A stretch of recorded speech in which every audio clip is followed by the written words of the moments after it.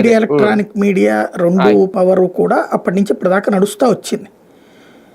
ఇప్పుడు social media వచ్చాక కొంచెం ఇదైతే మళ్ళీ దీని మీద బురదేసి ఆపేస్తున్నారు కదా, చెడగొడుతున్నారు కదా ఇది. కాబట్టి వాళ్ళకు ఉన్నటువంటి శక్తిని వీళ్ళు అడ్వాంటేజ్గా తీసుకుంటారు కామన్గానే.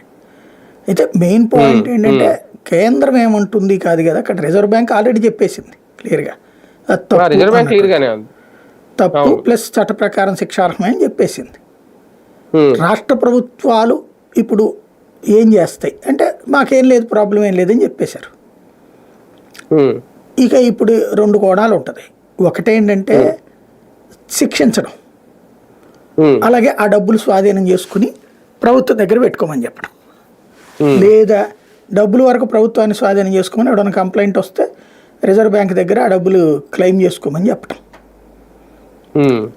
వాస్తవంగా అయితే కనుక అసలు దర్యాప్తు జరపాల్సింది దాని మీద, ఏసీబీఐ దర్యాప్తుకు ఆదేశించాల్సింది. కోట్ల రూపాయలు డిపాజిట్ చేసినోడు ఇంత రచ్చ అయినప్పుడు రావాలి, లేదా సంస్థ మూసేస్తున్నానని స్వయంగా సంస్థే ప్రకటించినప్పుడు రావాలి.